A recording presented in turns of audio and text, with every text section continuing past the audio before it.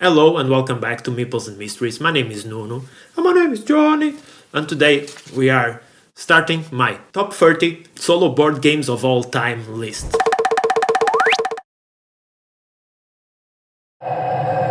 I'm planning to do this every year. This is my first top board games of all time list. So a couple things about this list. I choose to do 30 because there's only 30 games I thought I should include. I've only started playing solo board games seriously this year. It's been... let's take a moment to just appreciate how incredibly cool solo board gaming is. If you're here by accident and you are not a solo board gamer yet, let me tell you, this is one of the best parts of the hobby. Like, no doubt. I've never imagined I would ever feel like this. I've actually been playing board games for more than 5 years and owning a big collection for a long time. And I actually started solo board gaming for the worst reasons. I was really sick, I couldn't really move, I couldn't really meet people because I just felt so deplorable. So I was full of holes and tubes. I couldn't move. I was always in a bad mood. And then I realized like I had nobody to play.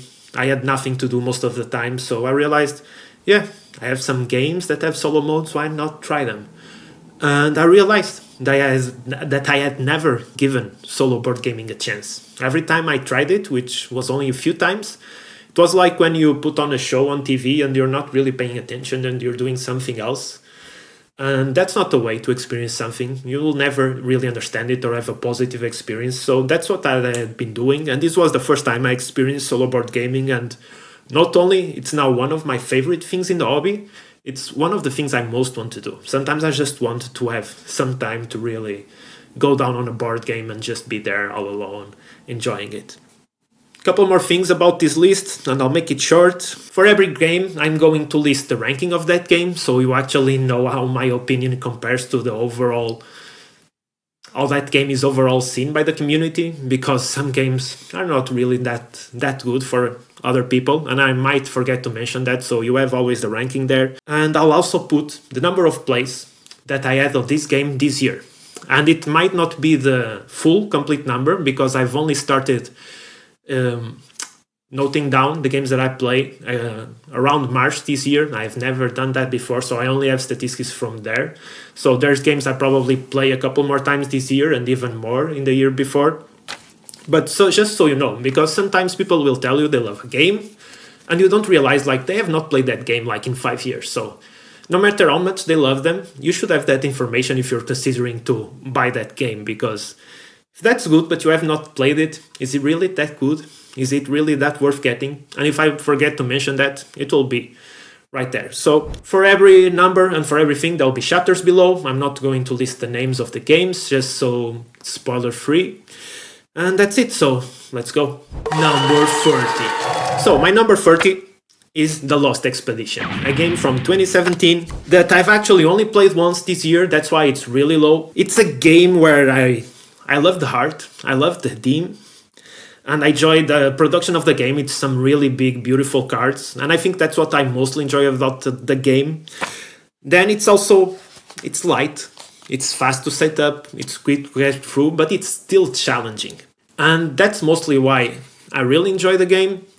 I've not played it a ton recently. It's one of the solo games I played before starting this whole solo thing.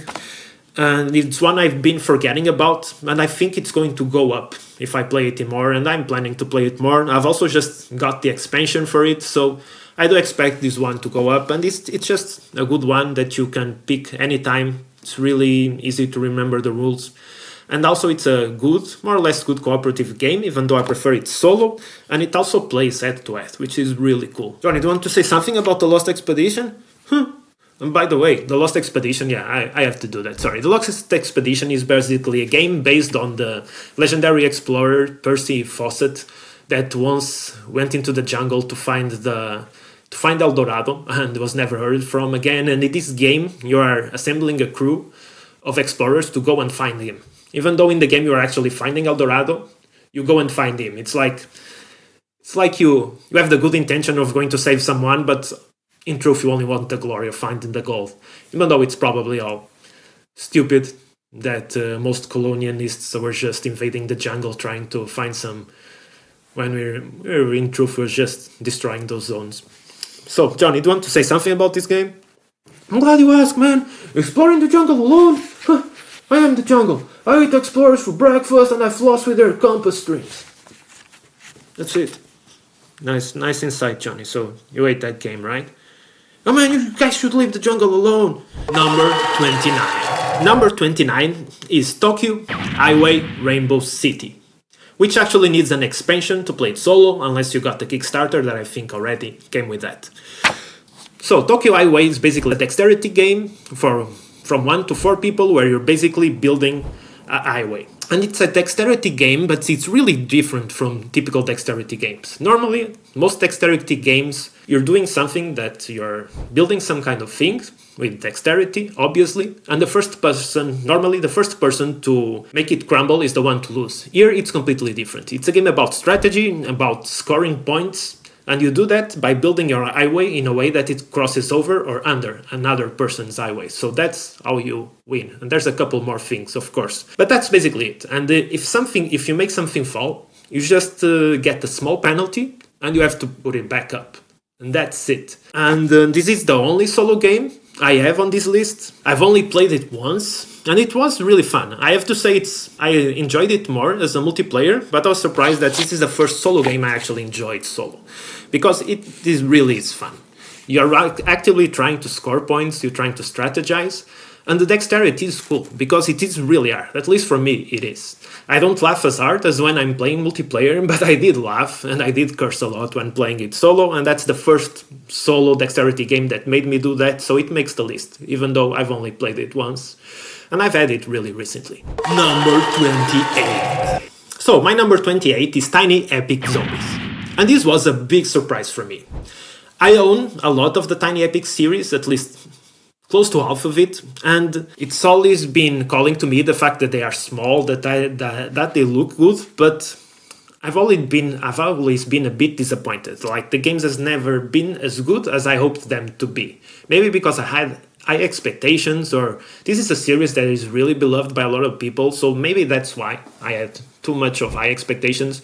But Tiny Epic Zombies actually surprised me, and I'm going to tell you now, it's the only Tiny Epic on this list, but it really surprised me because it's not one of the most talked, and I was not expecting to like it so much, especially solo. It's a game I've only enjoyed playing it solo. I've only played it multiplayer once, and it was really not a cool experience. I really prefer it solo. There's a couple of problems in this game. It is really heavy for what it's trying to do. Don't trust BGG's wave rating on this one. It's really convoluted and it's really fiddly, and I'm surprised I enjoyed it that much. I've only played it twice. I definitely need to play it more. I'm not sure if it will go up or if it will go down and leave the list. Both things are possible, but for now, I think it's the most convoluted and fiddly game that I most enjoyed so fast. Even in the first try, not knowing half the rules, having to check everything, I was having fun. And that's really surprising for this one. This, as the title says, this is a game about zombies. This goes to the classic movie style of zombies, I think, like George Romero's second movie, where they are caught up in the mall after the zombie apocalypse, just trying to survive in the mall. And here, it's the same thing that you're trying to do. And it's really cool the way it works, even though I think it could definitely be better if they just dropped every single mode. Tiny Epic games tend to have too many modes. They tend to cater to everyone, and I think they should just cater to what's strong in the game. And this one, I think it's the solo mode. And yeah, you're basically trying to survive in the mall. Every game you play, there's random objectives. You can try to find the cure. Yeah, you're finding the cure. You're a normal person in the middle of the mall. You could be helping the military. There's all sorts of missions. So gameplay is replayable enough. It's also quite hard, and it's just fun. I just wish it was a bit bigger, and I wish I played it more. By the way, Johnny, do you have something to say about Tokyo Highway? I completely forgot about you. Yeah, man, you don't care about me, man. Yeah, Tokyo Highway, yes. Balancing sticks and cars. True solo mastery. Next time, try to balance your life choices, man. And ask me to speak when it's time to speak, not in the next game, man. You're supposed to be a professional, man. And Tiny Epic Zombies? Great, now you can lose friends and your brains in one sitting. I always root for defection anyway. Number 27. My number 27 is Lost Ruins of Arnak, and that might be really surprising or enraging to some people that it is this high in the list, but I've actually not played it a ton in solo, and actually not played it in a while. I've just been trying tons of new games, and I've kind of forgot about Lost Ruins of Arnak.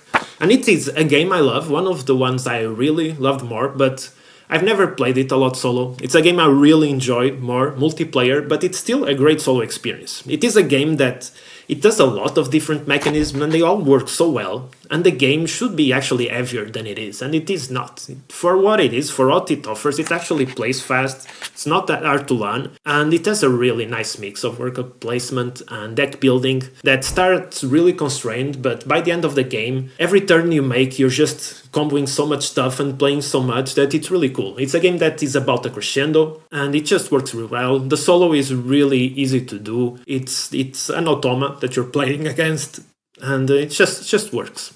It's just this high because I don't play that much. I prefer it multiplayer, but many people love this game, and I think it's one of the best Euros that I have solo. Anything to say? Yes, solar archaeology. Nothing says fun like arguing with yourself about who gets the idol.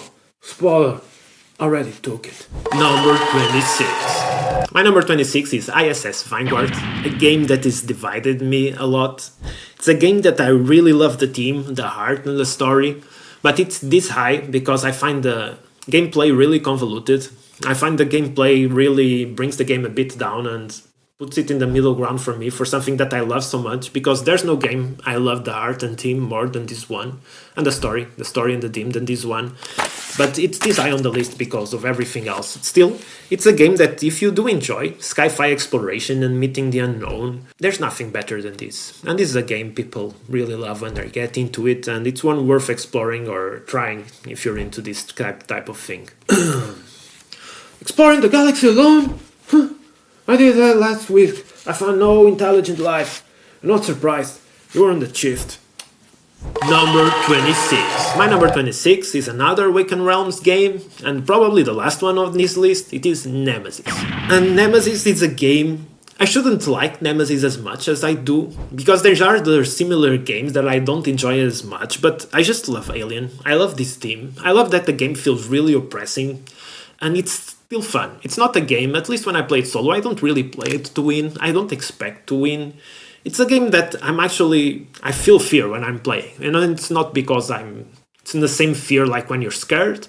It's just that I know some monster will appear and totally rip me to shreds, and it gives me that sense of exploration where I'm actually on the ship. I'm actually afraid to explore. I want to explore, I want to find stuff, and at the same time I'm afraid. Every place I go, every time I make noise, I'm actually afraid. So that's a nice mixture that I don't really find in other games. Then I love the theme, I love Alien. I've loved the new show that aired this year. I thought it was incredible. So it's just a really good one for me.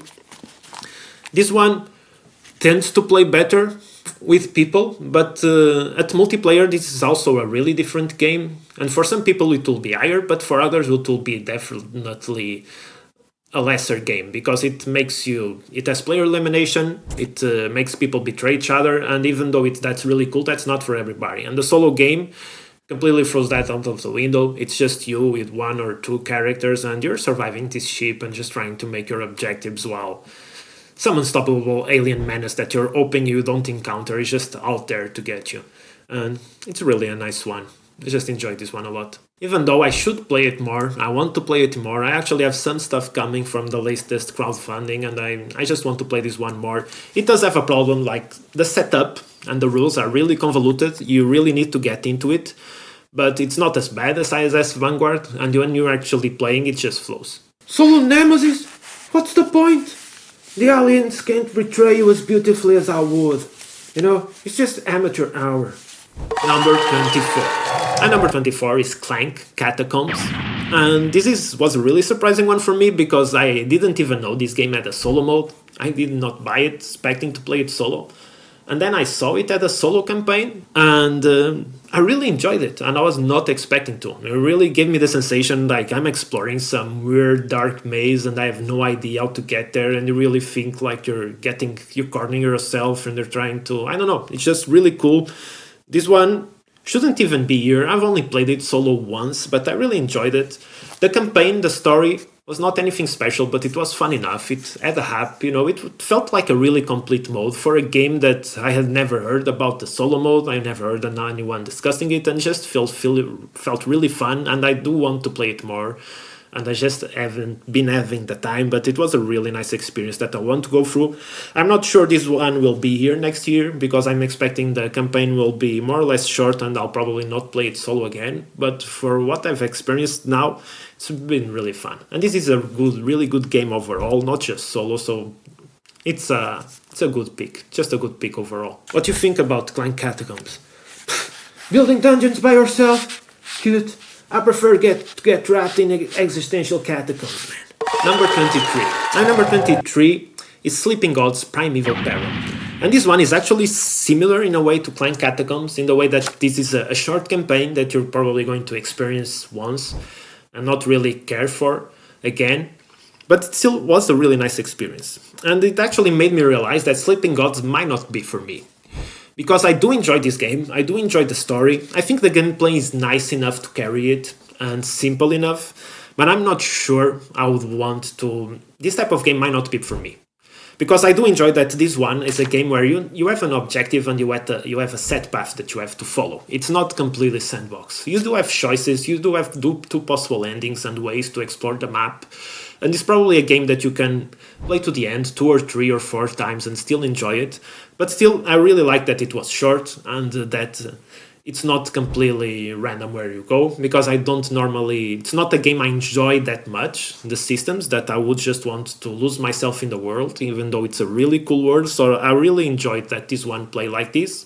It had a fault. It had no save system. It kind of made you play all in one sitting, which even though it's a short campaign, it's a really big campaign if you're going to play it in one sitting. So that's my only thing with it. I'm not sure it will be here next year, because I did really enjoy it, but I'm not sure I'll play it again or when, and that will just make it live. But if you think the price is worth 1, 2 or 3 plays where you're going to enjoy a story from beginning to end, then this is a really cool game. And it's also a way for you to dip your toes in the water and know if you're going to like a bigger Sleeping Gods sandboxy experience. You can have this one, and then it's easy to imagine, do I want this way bigger, way sandboxier with no real objective? It surprised me. I really enjoyed this one, even though I only played it 2-3 times. Man, this game, you're lost, tired, and alone in the deadly jungle. Finally, a game that understands your personality, man. Good pick. Number 22. My number 22 is Micro Macro Crime City. And this is definitely a game I enjoy more multiplayer, but it's a really cool solo. And of all the games where you're solving a crime, you're investigating, this is actually the one that gives you more with less. The setup time is non-existent. There's nothing to think about. You just put a big piece of paper and you start solving crimes. And this game basically plays...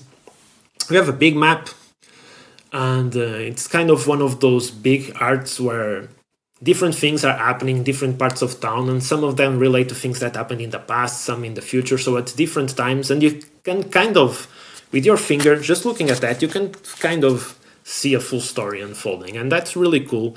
It's really easy to get lost in this one and just enjoy it, whether multiplayer or alone.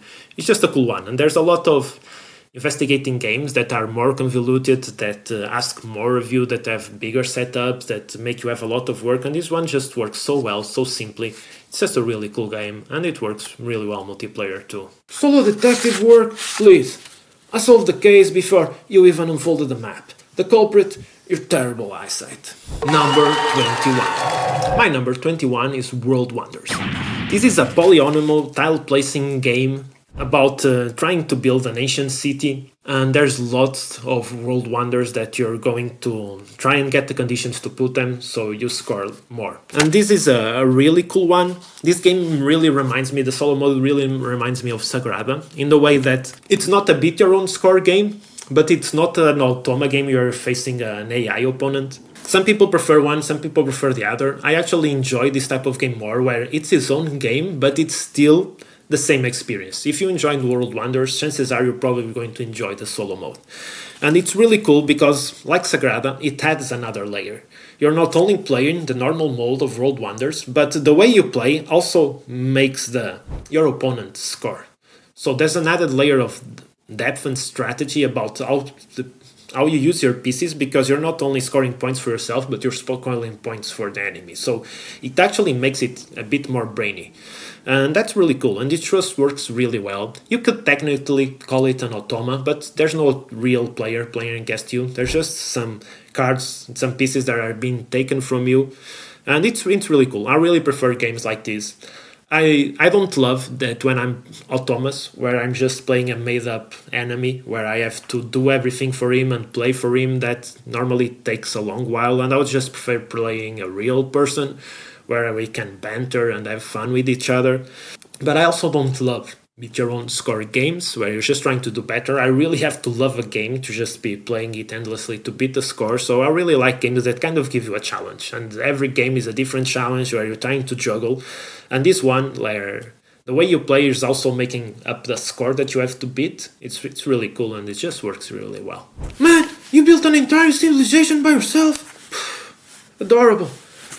I built disappointment into an art form. So, that was the first 10 games of my top 30 solo board games of all time. I think all of these games have something in common. I've not really played them that much, even though I do enjoy them a lot. Even this last one, World Wonders, I really enjoyed, but this one I play so much multiplayer with my wife that I don't really have the necessity to play it as much solo. Still, these are all games that most of them are really good. People really enjoy them, and I've enjoyed them too. I definitely not play them enough, and I should play them more, but they are solid picks all around if they interest you. I hope you enjoyed this video, and we'll be here probably next week with the next 10, and we're going to finish it probably the next week, and then I'm going to start my top 100 games of all time, so that's coming too. So until next time, play more games and stay awesome. Bye bye.